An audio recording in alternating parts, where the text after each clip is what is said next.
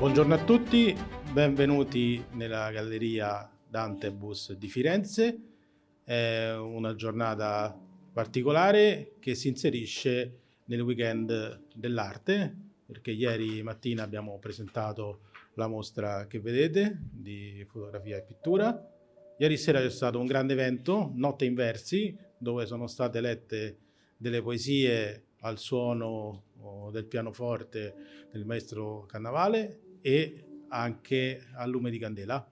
E oggi chiudiamo l'evento con i poeti, con questo progetto appunto che si chiama Reading. All'interno ogni autore ha pubblicato 6 poesie con vicino la traduzione in inglese e oggi vengono presentate al pubblico.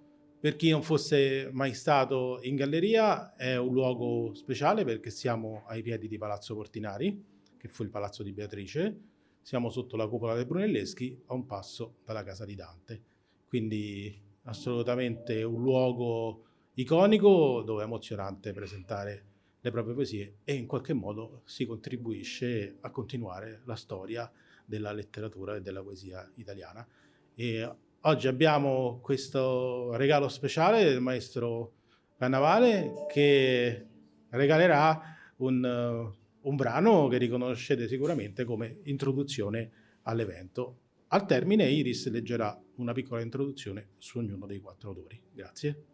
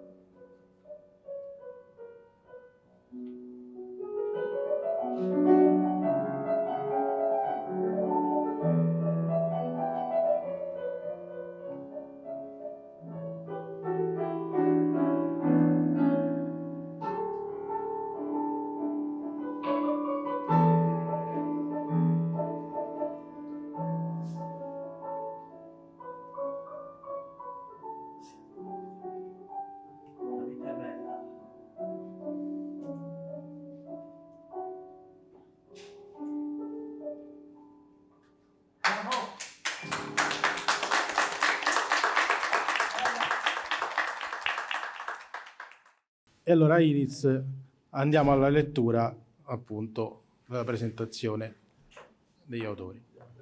La poesia di Loretta Troni è un inno alla vita vissuta attraverso il corpo, i sensi e l'emozione, che nasce da contatto diretto con l'esperienza e si nutre di relazione, materia e respiro. La sua voce poetica è inclusiva, empatica, profondamente incarnata. Non osserva il mondo da lontano, ma lo attraversa, lo tocca, lo annusa, lo ascolta. La poetica di Loretta è fondata su una visione olistica dell'esistenza, in cui corpo, natura e affettività formano un continuum indivisibile. È una poesia che celebra la pienezza, la trasformazione e la consapevolezza del vivere, trasformando ogni percezione in atto poetico. La poesia di Giovanna Manfredi Gigliotti Gigliotti si configura come un corpo vivo di memoria, mito e paesaggio, in cui l'esperienza individuale si intreccia costantemente con una dimensione arcaica e corale. È una poesia densa, stratificata, che fonde lirismo e teatralità, autobiografia e classicismo. L'io poetico si muove come un aedo contemporaneo, capace di far parlare ulivi, mare, cicale, vento, e di trasformare il paesaggio siciliano in un palcoscenico sacro. La poesia diventa così luogo di passaggio, in cui l'umano tenta di riconciliarsi con l'origine e con la perdita. Nelle poesie di Giuseppe Cammarano, la scrittura diventa un viaggio iniziatico dentro l'origine stessa del poetare.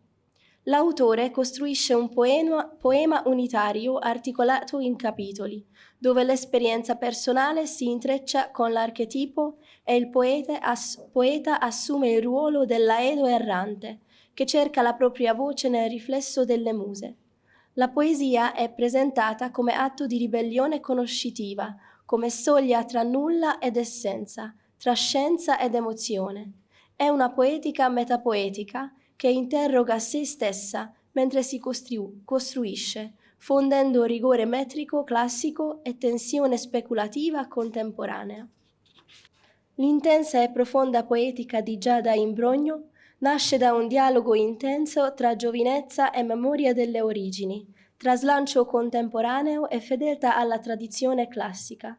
La sua scrittura, nutrita dagli studi umanistici e da una precoce sensibilità artistica, si muove con naturalezza tra registri arcaizzanti e urgenze attuali, facendo convivere l'eco dei grandi maestri con una voce personale che interroga il silenzio, il desiderio e la libertà. La poesia diventa così spazio di ascolto interiore, luogo di resistenza etica e di ricerca spirituale, dove la parola tenta di ricomporre le fratture del presente attraverso la memoria e il sentimento.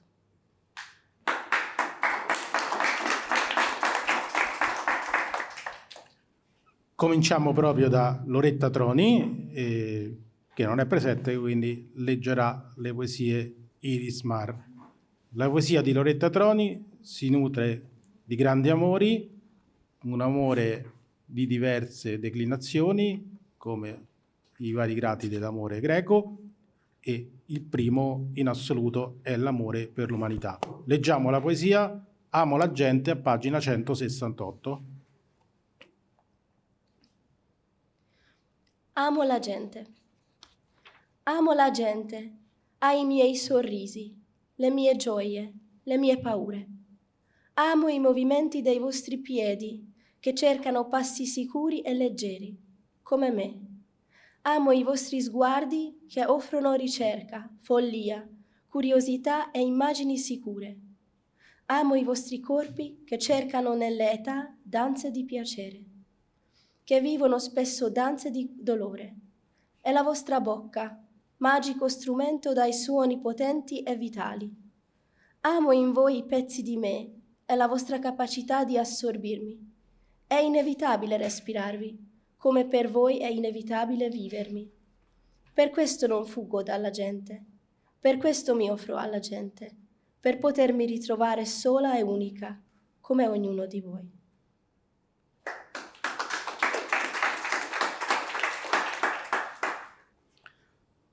Giovanna Manfredi Gigliotti, benvenuta di nuovo. Grazie. Per te la prima domanda è questa. Dice Borges, noi siamo la nostra memoria. È così? Ed è questo il fondamento della tua arte? Sì, spogliati dall'apparenza, dalle futilità, dall'avere, dalle guerre, dalla sopraffazione. Noi siamo la nostra essenza, siamo fatti di tempo che passa, che fugge e che possiamo fermare attraverso l'arte.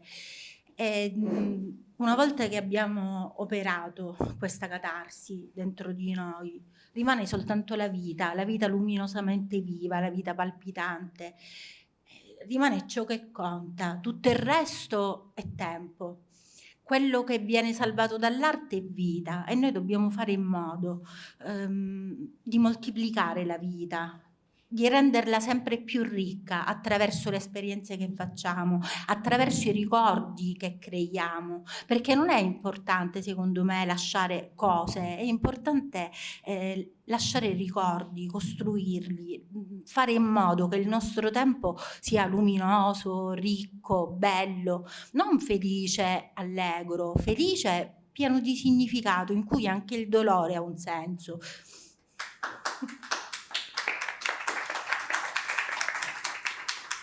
E allora tu ci dai questo primo frammento, insomma, di memoria. È chiaro che si possono dare dei frammenti, e l'infanzia e Via Meli, pagina 121.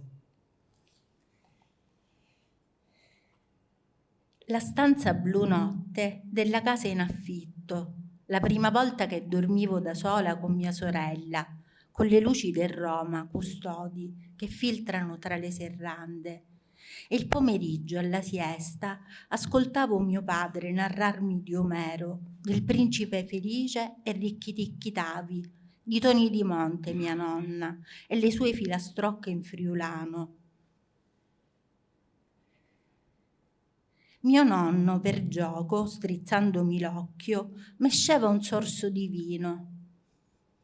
Via Meli, il cortile con Giovanni Guerriero e Basilia, le gemelle, Rosuccellaura, Eloisa, che si fece la foto con la torta del mio compleanno.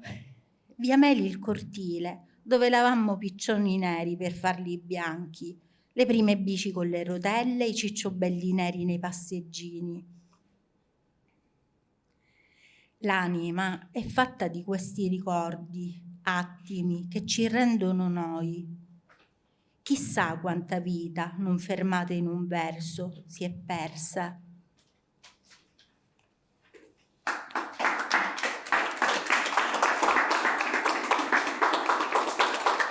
Grazie. Giuseppe Cammarano, ben ritrovato, benvenuto. Grazie. Se abbiamo visto prima una poetessa che comunque parla anche per immagini, invece tu, Giuseppe, sei un cultore della parola, un artista della parola, e sicuramente c'è una grande affinità con la tradizione classica, e ogni tua poesia non solo ha una struttura metrica importante, ma la studi proprio anche con l'acrostico, no? E allora la domanda è: questa poesia con queste magiche parole, come è nata in te questa passione, e poi qual è proprio il modo in cui le costruisci? Parti dall'acrostico, c'è un autore affine, certo Orazio con la Borlime sicuramente. Allora, devo dire la verità che tutto quanto è bello. Io a volte immagino che la poesia non è che la scrivo io, ma semplicemente la colgo come se fosse da un albero.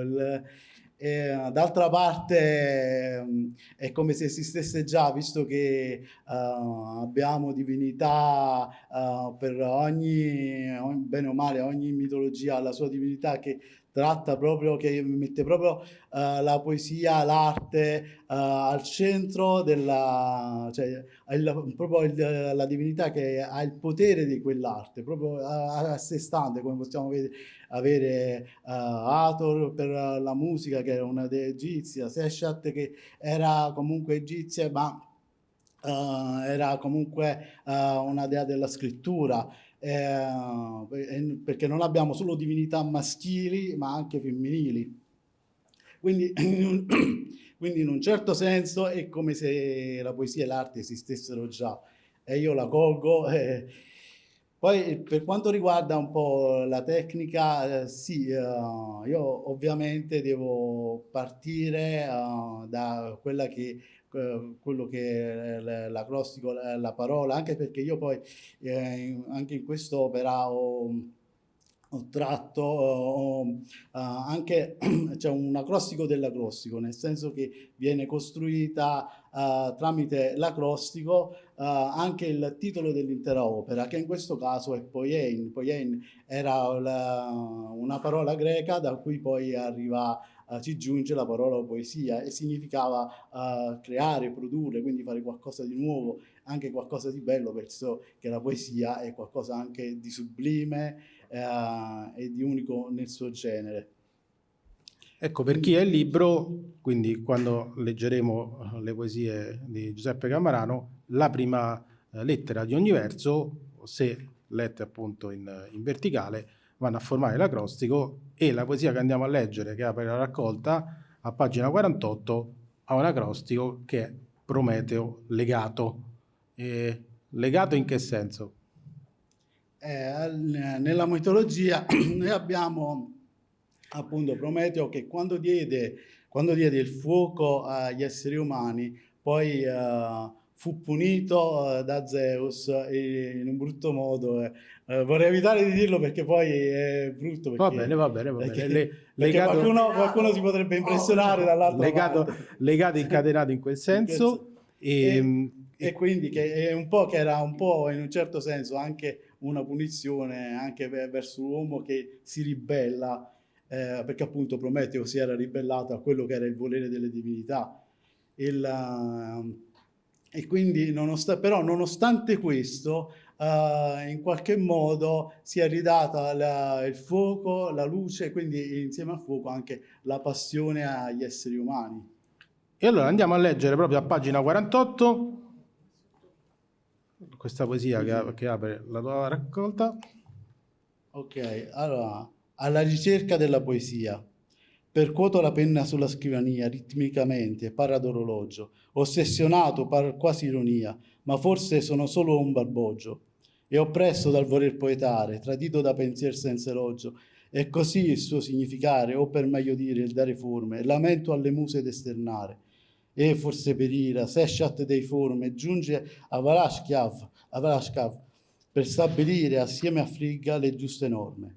Tendon il filo su nube per punire, ordire come versi me informe. Grazie. Passiamo a Giada Imbrogno. Benvenuta, ben trovata. A tutti. Anche per te un grande amore per i classici, con un incontro tra una sensibilità umanistica che si scontra col bisogno di creatività che invece viene da dentro. Questo si riflette in un linguaggio che certamente ha un qualcosa di aulico e certo immagino per te essere vicino alla casa di Dante, insomma, con un linguaggio che sicuramente qualcosa di dantesco ce l'ha. Quindi come nasce la tua arte e come la scelta proprio di questo tipo di poesia? Essendo stata una persona non proprio in grado di sapersi esprimere quando ero un po' più piccola, e capendo appieno quanto fosse importante effettivamente il valore non tanto, sì, anche evocativo, però l'importanza che possiedono le singole parole per ciascuno di noi, ho deciso di iniziare a lavorare su me stessa per capire effettivamente come riuscire ad esprimere agli altri quello che provavo dentro. E così ho cercato, ho iniziato appunto con gli studi umanistici, venendo dal liceo classico e scoprendo tanti di quegli autori che sono anche nati qui. Il già citato Dante ne è un esempio enorme, ma anche Virgilio, Montale, Pascoli, ce ne sarebbero veramente tantissimi. Ho compreso quale fosse il giusto linguaggio per poter provare a far comprendere agli altri quello che provavo dentro. E spero di esserci riuscita con i miei versi. E allora andiamo a leggere proprio la prima poesia, che ha i capelli vermigli. Invito al pubblico di fare attenzione alle parole scelte, che anche se è di una poetessa contemporanea, però sono certamente ascrivibili nella tradizione, in particolar modo quella toscana. Pagina 112. Hai capelli vermigli. Hai capelli vermigli, sparsi in su del volto, il cor cagion non ode, ne rifugge Eros, assorto. Hai prominenti occhi, fulgidi e gentili, aerei coverto di stelle. In essi ragion si perde. I sospiri, tremuli, si fondono, sospingono soavi l'animo inerme. scuotono ambedue le membra, che con cotanto pneuma di ardente sentimento respirano. Grazie. Torniamo a Loretta Troni, legge sempre Iris. Prima abbiamo visto l'amore per l'umanità, adesso invece vediamo l'amore per la natura e leggiamo Il tramonto a pagina 170. Il tramonto. Forse camminando nel tempo troverai i tuoi tesori. Forse andando nel tempo prenderanno forma i tuoi segreti che come essenze pregiate saranno il valore della tua vita. E gli anni non sono chiavi di grandissimi portoni aperti o chiusi. La strada continua che non conosce l'età. La strada continua che vive dentro i tuoi occhi. La conoscenza di paesaggi esplorati, con la tua sensibilità e il tuo saper vedere, riempirà di gioielli e ricchezze inestimabili lo scrigno dei tuoi saperi. E caldi profumi rimasti preziosamente nel tuo cuore scalderanno le morbide pieghe della membra. Come tenere carezze viaggeranno nei tuoi seni, nei tuoi glutei, nei tuoi piedi, ricordi di giovani passioni. E non è tristezza, non è passato, non è solitudine, se tutto questo di te riconoscerai.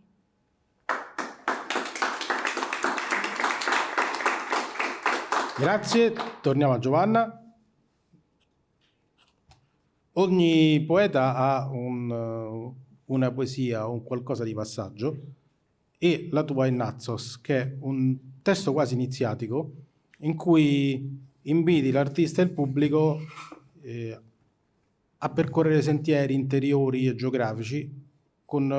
C'è una sola regola però per passare questo attraversamento, è quello di ascoltare la voce che bisbiglia dentro al cuore. Devo aggiungere qualcosa o la devo leggere? Come vuoi, se vuoi aggiungere qualcosa. Ma la poesia in sé è un percorso, è uno strumento di verità, serve a conoscerci e a svelare la nostra mappa interiore. Se noi riusciamo attraverso le arti, che sono secondo me lo strumento privilegiato, a capire chi siamo, riusciamo a capire anche dove vogliamo andare, non a liberarci dalle aspettative degli altri, a capire cosa per noi significa felicità, e la felicità non può che coincidere con la libertà e con il coraggio, anche con il coraggio di essere se stessi. E contemporaneamente è un percorso che non può finire, se no finiremmo noi, saremmo perfetti, pubblicati, editi, definiti, saremmo quelli e basta, non avrebbe più senso la nostra vita, quindi benvenuto anche l'errore. È bello il messaggio che per essere se stessi bisogna ascoltare il bisbiglio del cuore. Quindi andiamo a leggere Naxos a pagina 123. Artista che ostinatamente vai a Monte Tauro, o forse vieni qui nel porto azzurro, concluso tra due pietre di basalto, alito fresco del suo maestrale. Domani il tempo svelerà che cosa è vero, e meglio nel silenzio capirai la voce che bisbiglia dentro al cuore e crea un gran subbuglio qui nel petto. Il segreto sibillino rivelato sarà forse soltanto una parola, la voce soffocata in uno sguardo, e tutta la natura allora grida nel rosso della terra e della vita l'invisibile evidenza dell'amore. Per i sentieri Centaurea è un nome antico, che è destino e un po' premonizione, e tu andrai pensando nuovi versi per disegnare nel vento nuove ere. Ma qualche volta forse ancora ti chiedi se c'è oppure no quell'ipoteca, e tempo e spazio dettano le leggi.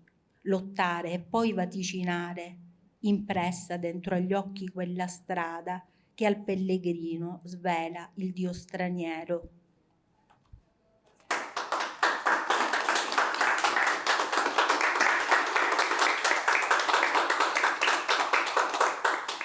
Grazie, torniamo a Giuseppe.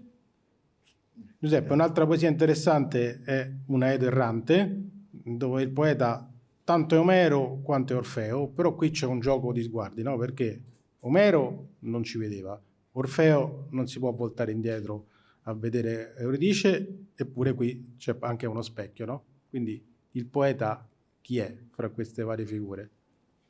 È un po' difficile perché poi alla fine anche lo specchio ha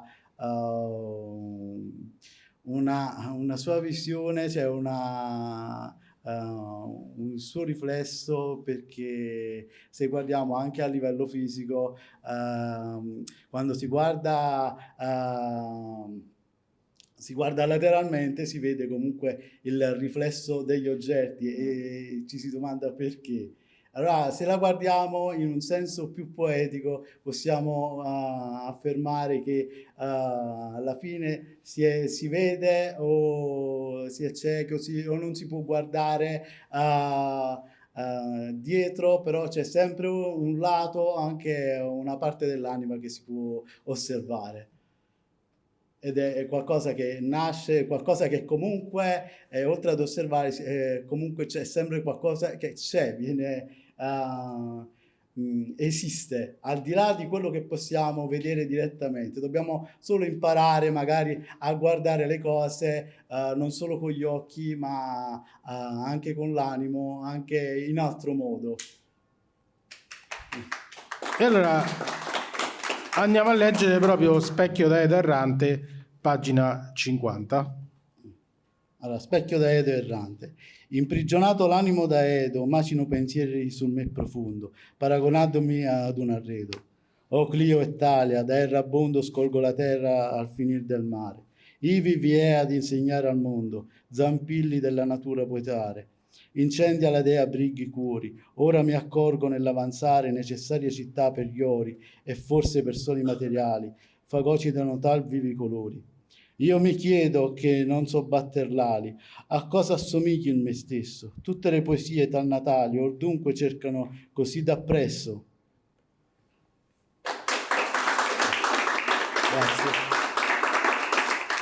Grazie, torniamo a Giada.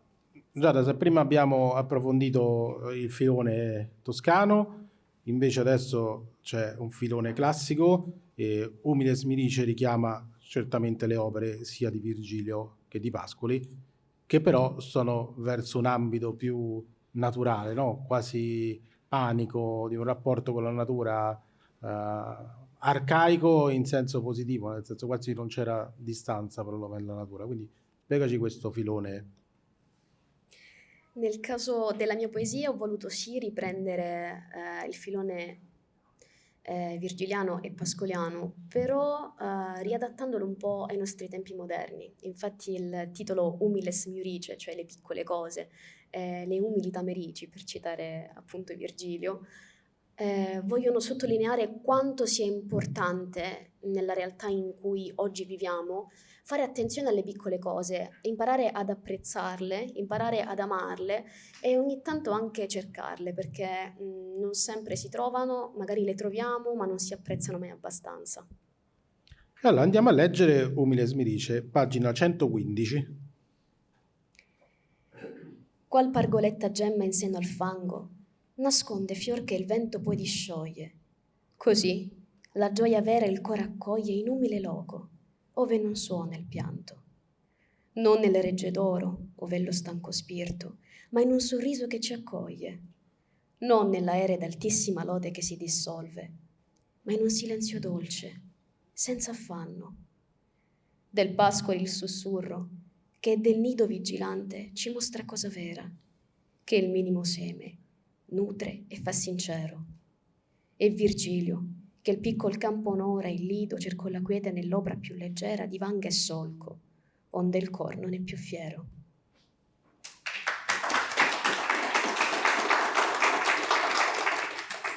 Grazie, torniamo a Loretta Troni. Allora, per questa ultima domanda sarà così, svolgeremo così, sarà la domanda alla lettura della poesia. Al termine della lettura della poesia in italiano, Iris legge il corrispondente in inglese, poi la parola ripassa al poeta che lancia anche il messaggio finale. Quindi iniziamo da Loretta Troni, e ringraziamo Iris che legge per lei. Il messaggio di Loretta Troni è che la poesia sono come perle fra le dita, e quindi bisogna sempre anche sentirla, abbiamo sempre il tesoro fra le mani. Perle, pagina 69, prima in italiano e poi in inglese. Perle. Forte in quanto innocente, semplice, vero, casto, pulito, limpido, saporito come un'arancia, una pesca, genuino come il grano maturo, colorato come un mandorlo fiorito, tenero come la lacrima di un bambino, spontaneo come un sorriso del cuore, fresco come l'acqua di un ruscello, caldo come la terra arata baciata dal sole, forte come il vento che non cambia direzione, saggio nella sua intelligenza pulita, che sceglie, che vive, concreto nel suo corpo che lavora, che cammina, che è attivo nel mondo, che si dona. Cogliere queste perle, viverle nella loro bellezza e lasciarle brillare al sole, alle stelle, integre nel loro splendore. Cogliere queste perle nelle mie mani, rare e belle come smeraldi, bianchissime come la luna che illumina la notte del mio cuore. Non esiste prigione, non esistono scrigni per contenerle. Non nascono parole o vite di basse misure con meschine tonalità. Scelgono ogni giorno di brillare, in quanto preziose sono nate.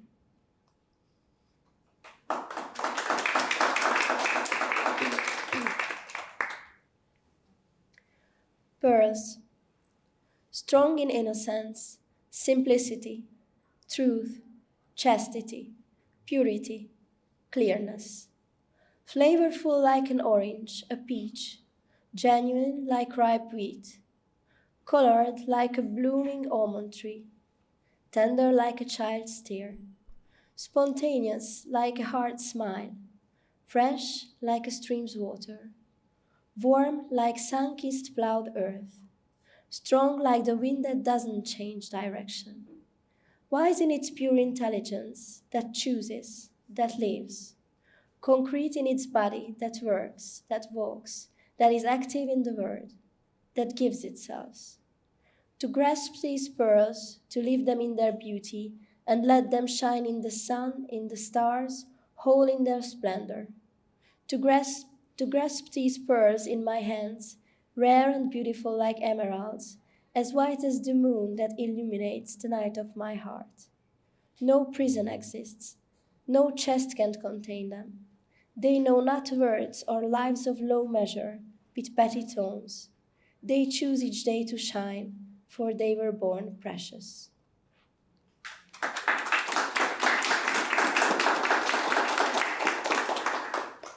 Torniamo a Giovanna. Allora, abbiamo visto la memoria, abbiamo visto questo passaggio iniziatico e c'è una poesia un po' misteriosa, no? Nel senso che ognuno ha le sue poesie un po' nascoste. Pagina 122, questa poesia Imperatore. Come nasce? Che significa? Perché è misteriosa? Allora, Imperatori 5 è un'opera musicale, avremmo potuto chiedere al maestro magari di farcela sentire, è legata a un ricordo. Ovviamente la parola non può esprimere ciò che esprime la musica, per questo Platone la definiva la più alta tra tutte le arti.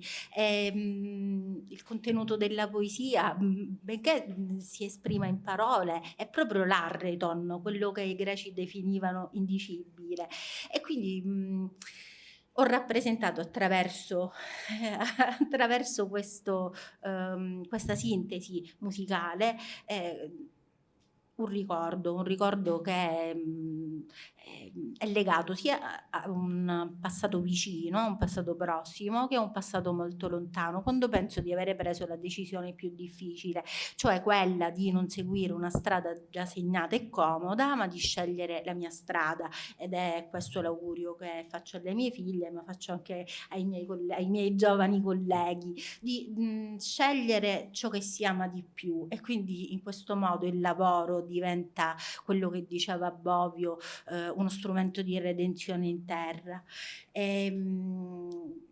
Quindi la poesia è legata sia alla scelta della mia strada che a un ricordo di emozioni.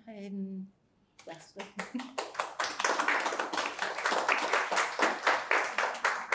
Pagina 122. Ti ho amato in un mondo lontano, parallelo universo. Ti ho amato, condannato, con la sete e l'arsura, con la fame di vita, fino all'ultimo giorno, pur sapendo che mi avresti lasciato la tua morte, la tua, che la festa è finita. Disperata come un'onda, travolta sotto le stelle, con le spalle al muro, senza via d'uscita, che via d'uscita non c'era. Sei tornata, poesia. Così ti ho amato, poesia. Era meglio la legge?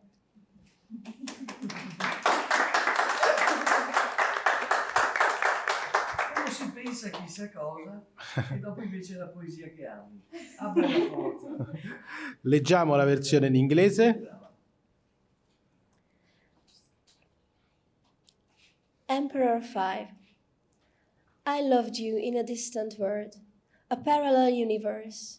I loved you, condemned you, with thirst and burning, with the hunger of life until the final day, even knowing that you would leave me, your death, your own, that the celebration was over. Desperate like a wave, overwhelmed under the stars, and my back against the wall, with no way out, for there was no way out. You returned. Poetry. Thus I loved you. Poetry. Would the law have been better?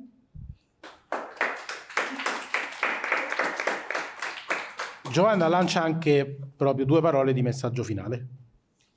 Allora, a questa richiesta il primo messaggio che mi è venuto in mente è legato a qualcosa che ha detto lui prima, no? Cogliere la poesia, raccoglierla. La poesia era nell'aria, diceva Quasimodo nei saggi. Diceva Quasimodo, il compito del poeta non può essere passivo in società, perché le sue immagini, quelle create, battono sul cuore dell'uomo più della storia. Quindi il messaggio che mi viene in mente di lasciare è di ricercare attraverso le arti, attraverso il lavoro, attraverso qualsiasi strada ognuno sente di percorrere e di realizzare, lasciare un po' di ricchezza spirituale sulla terra, un po' di bene in più che conviene a tutti, se non lo scegliamo perché per motivi morali, come diceva prima Giada, no? Come ha detto in riferimento alle poesie di Giada, se non lo scegliamo per motivi morali, anche per motivi molto più semplici e banali, scegliere il bene, fare bene, aumentare la ricchezza dello spirito sulla terra. Secondo me questo è il compito di tutti, è il compito privilegiato delle arti e della nostra vita sulla terra. Grazie a Giovanna Manfredi Gigliotti.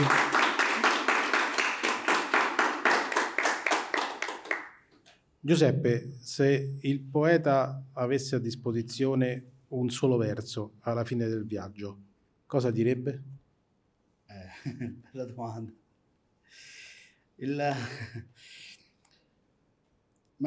Sicuramente direbbe che tutto il poeta è ribelle aurora, come ho già scritto, perché alla fine è anche una forma di ribellione,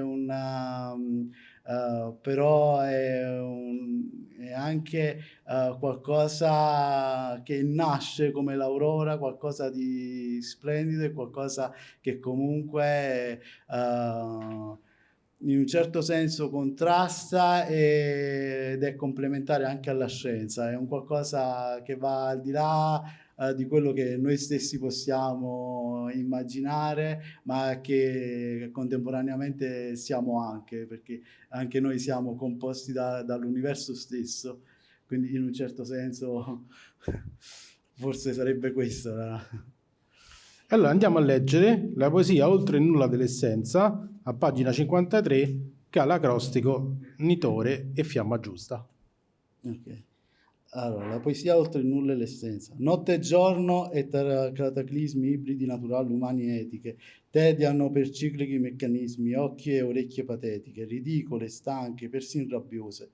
Ecco le nove muse poetiche, farciar la nube su cui mi posi irata dea, che ora mi butta a cospetto di guide maestose. Maestri divin che scritto erutta, maestri uman che scritto esplora, appaiono a me tutti in combutta. Gesticolo con le mani allora, intento a rubare conoscenza. Un di loro, Nabu, parla, non mi ignora. Scrivere è tutto, nulla ed essenza, tutto il poetar ribelle aurora. Allora torno nel mondo della scienza.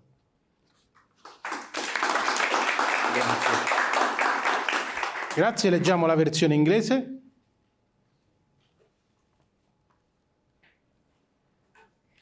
Poetry beyond nothingness and essence.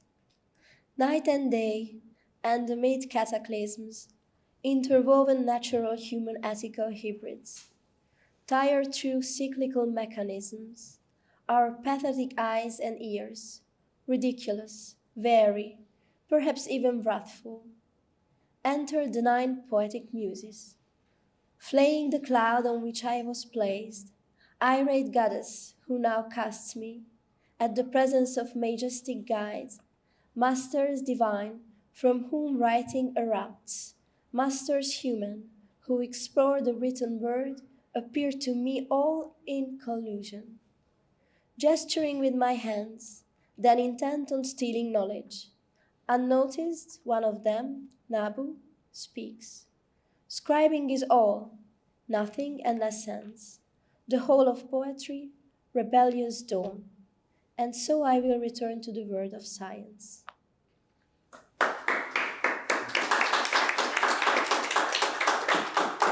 Giuseppe, 2 parole di messaggio finale.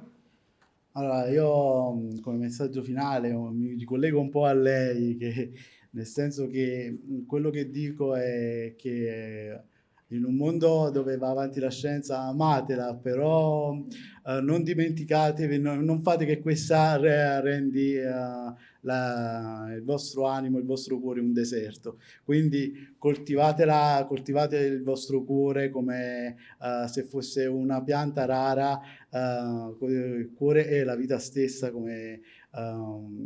perché piano piano anche si è visto, sappiamo che anche nel posto più difficile dove la vita non potrebbe proprio esistere, in qualche modo esiste. E allora andiamo oltre quello che è un discorso scientifico, non guardiamo soltanto le cose, le persone, anche a livello psicologico come Freud, che in senso scientifico, ma andiamo oltre. È un po' questo il mio messaggio finale. Grazie a Giuseppe Cammarano. Torniamo a Giada. Eppure, nonostante tutto, nonostante l'adesione appunto alla tradizione, c'è solo una parola che fa da chiave di lettura non solo della poesia, ma proprio del tuo essere, ed è libertà. Sì.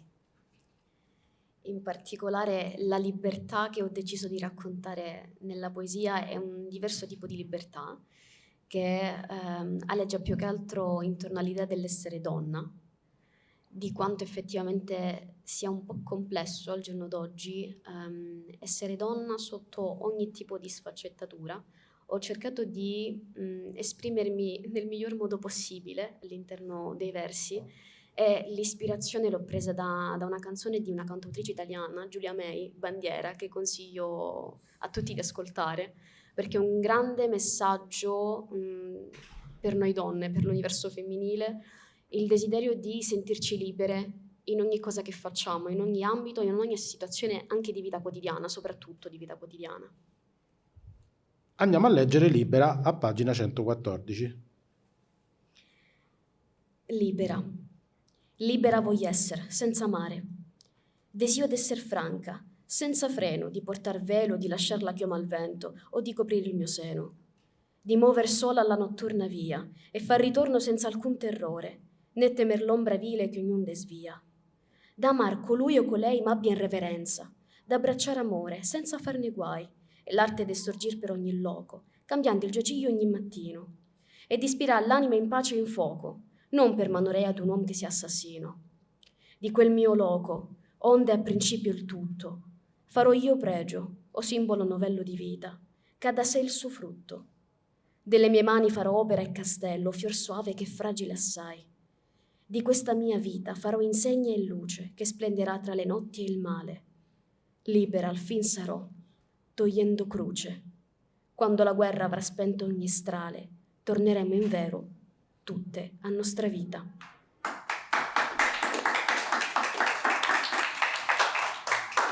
Leggiamo la versione inglese.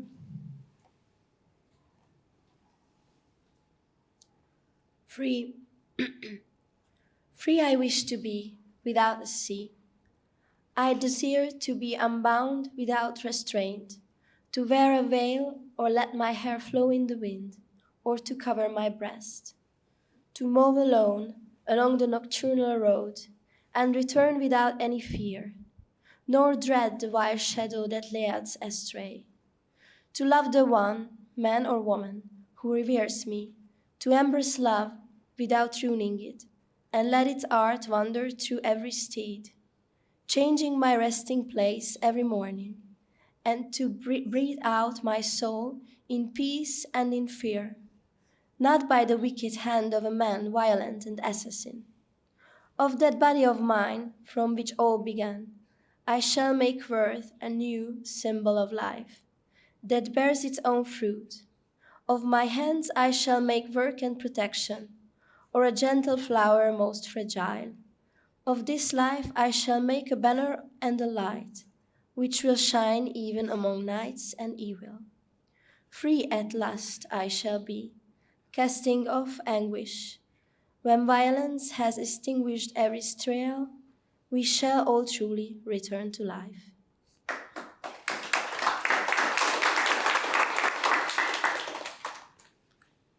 Grazie Giada, 2 parole di messaggio finale. Molto brevi. Vorrei sottolineare a tutti quanti quanto sia importante credere nei propri sogni e portare avanti ciò che più si crede sia giusto. So che ancora sono molto giovane, quindi ho ancora moltissima strada da fare, molte cose da imparare, però come diceva qualcuno è importante conoscere se stessi e una volta che si è conosciuti bisogna capire come valorizzarsi e come vivere la vita nel migliore delle possibilità che si hanno. Grazie. Grazie a Giada Imbrogno.